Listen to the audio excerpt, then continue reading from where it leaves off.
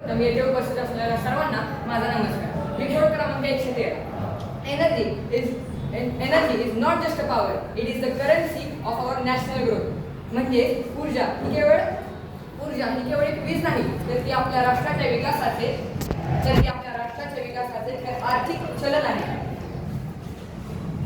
आज मी आपल्यासमोर ज्या विषयावर बोलणार आहे, पहिल्या मुद्द्यावर बोलणार आहे, तो म्हणजे ऊर्जेची आजची स्थिती आणि 2047 ध्येय. 2047 ध्येय.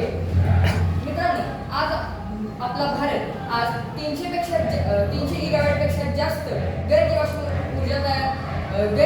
ऊर्जा क्षमता, आज आपल्या भारताने 300 गिगावॅटपेक्षा जास्त गैर जीवाश्म ऊर्जा क्षमता पार केली आहे. आणि पवन ऊर्जेमध्ये आपला भारत हा जगात 4थ्या क्रमांकावर आहे. पण 2047 कडे पाहताना आपली विजेची क्षमता 2 ते 3 पटीने म्हणजे सुमारे 708 गिगावॅटने वाढवावी लागेल. ही गरज भागवण्यासाठी आपल्याला आपली संपूर्ण ऊर्जा क्षमता 2100 गिगावॅट पर्यंत नेणे गरजेचे आहे.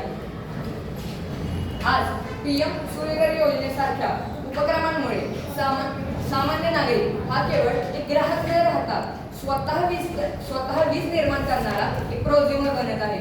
याचबरोबर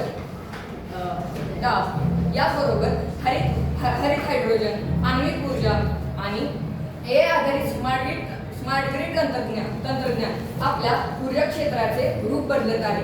आणि हरित हायड्रोजन बद्दल एक महत्त्वाची बाब सांगायची झाली तर आपले कोरेगाव खटावचे आमदार श्री महेश शिंदे यांनी पाण्याच्या मदतीने गॅस निर्माण करून एक शेगडी तयार केली आहे. ही आपल्या सर्वांसाठी एक अभिमानाची गोष्ट आहे. या पुढील मुद्दा म्हणजे पंचामृत ध्येय व हरित ऊर्जा प्रवास. आपल्या भारताने संपूर्ण जगाला आपल्या भारताने मार्ग दाखवला आहे. आपल्या देशाने 2070 पर्यंत नेट झिरो कार्बन उत्सर्जनाचे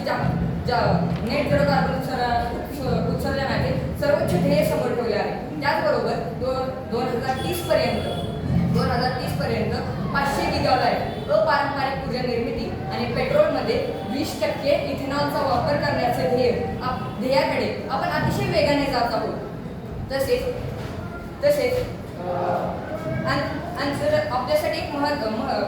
आपल्यासाठी एक अभिमानाची गोष्ट म्हणजे आंतरराष्ट्रीय सौर आघाडी, ज्याला आपण IS म्हणतो, याचं मुख्यालय आपल्या भारतामधील गुरुग्राम येथे आहे. ही आपल्यासाठी फार अभिमानाची गोष्ट आहे.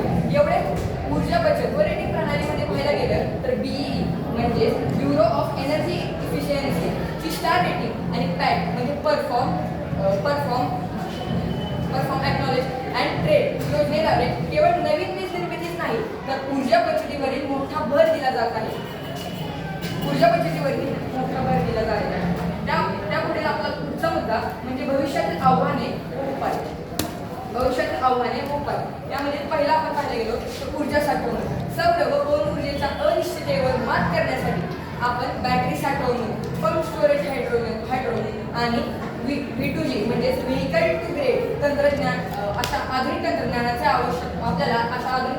आवश्यकता आहे. त्यापुढे मुद्दा म्हणजे खनिजांची आयात.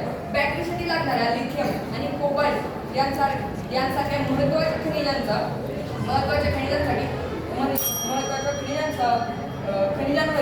खनिजांवरील परकीय अवलंबित्व कमी करणे हे आपल्यासाठी एक मोठं आव्हान आहे. आणि सागरी ऊर्जांचं तरीही आपल्यासाठी यात एक महत्त्वाची संधी उपलब्ध आहे.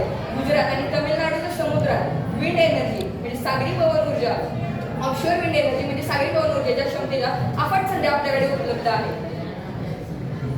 आणि शेवटचं पाहायला गेलं तर शेवटचा मुद्दा म्हणजे शासकीय उपक्रम व ऊर्जा विश्वगुरु भारत. प्रमुख हरित उपक्रम. यामध्ये भारताने काही प्रमुख हरित उपक्रम राबवले आहेत. त्यामध्ये PM सूर्यघर योजना, जी नागरिकांना सौर ऊर्जेसाठी थेट बँक खात्याची सबसिडी देते. दुसरी योजना राष्ट्रीय हरित हायड्रोजन मिशन, स्वच्छ हायड्रोजन निर्मितीचे जागतिक केंद्र बनवण्याचे हे आपल्या भारताचे ध्येय आहे. तिसरी योजना म्हणजे गोवर्धन योजना, शेतीतील कचऱ्यापासून बायो CNG निर्मिती करून ग्रामीण ऊर्जेला नवी दिशा देणे हे या योजनेचे मुख्य ध्येय आहे. शेवटचं पाहायला गेलं तर 2047चा संकल्प सबसिडी हा सरकारवर भार नसून भविष्यातील खनिज तेल आयातीचा मोठा खर्च वाचवणारी एक फायदेशीर गुंतवणूक आहे. तंत्रज्ञानाचा योग्य वापर, ऊर्जा साक्षरता व लोकसहभागातून भारत 2047 पर्यंत स्वावलंबी बनून या संपूर्ण जगाचा ऊर्जा विश्वगुरू बनेल. धन्यवाद. जय हिंद, जय भारत.